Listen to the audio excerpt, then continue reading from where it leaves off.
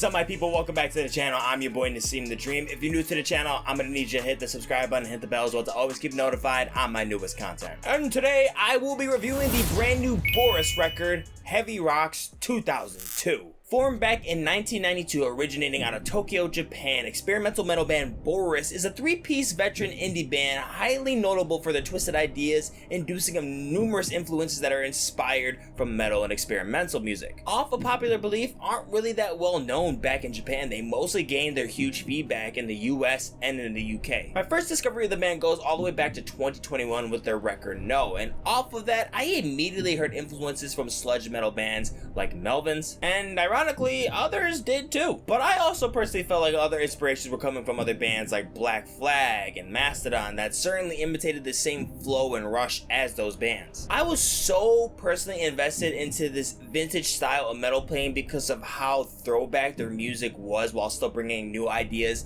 that ideally made them partially an experimental band. What I found to be interesting about the band is their collaborations with other popular niche artists that I personally felt like molded the band's style over the years, starting with drone band Sun-O, Japanese psych guitarist Michio Kurihara, and iconic noise figure Merzbow. I'm telling you this directly because I definitely feel like all these collaborations and the prolific career experience with the band is evidence to the band's fusions on this particular album, because it heavily but evenly distributes all of these genre influences across the record. And this is without a doubt the most addictive, deafening noise records I have ever heard, especially from Boris. The initial play just imitates this earthquake caused by a rippling explosion the size of an atomic bomb that is mimicked by the rumbles that shake the songs. It literally made me feel like I was back at the Oppenheimer premiere. And the band involves great uses of FX, still feeling the dynamics, also creating illusions of extraterrestrial intelligence rubbing off of the surface, filling up adrenaline and smoking hot guitar riffs that come right out of the thrash era like from tracks Dyna-Soar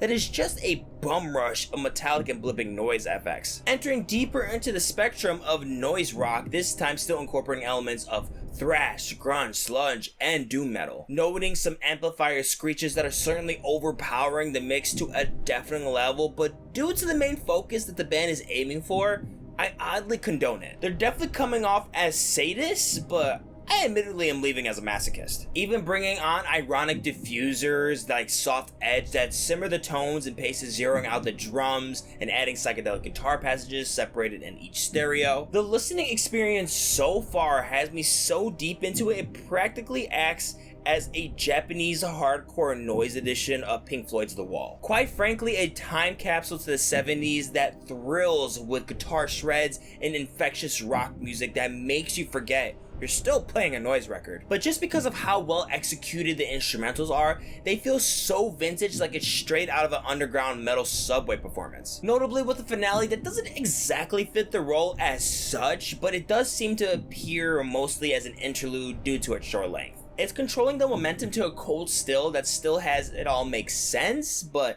it's just not so fulfilling. Either way, I fucking love this thing. Not everything in the record felt cemented tightly in cohesion. Moments mostly served as great intermissions and detoxifications, prepping for the next phase. But the exploration is just so fucking cool. I highly appreciate the detail that was put into this album, especially something like this that I can see as punishing yet beautiful in the same space. I'm gonna give Boris's Heavy Rocks 2002 a 90%. As always, guys, thank you so much for watching the video. If you enjoyed, go on and like, share, and comment down below of what you thought of this record. Do not forget to check out the description to see all my separate tracklist ratings for the album, more videos, and also the links on my social media accounts so you can keep with me on the daily. I'm gonna catch you in the next one.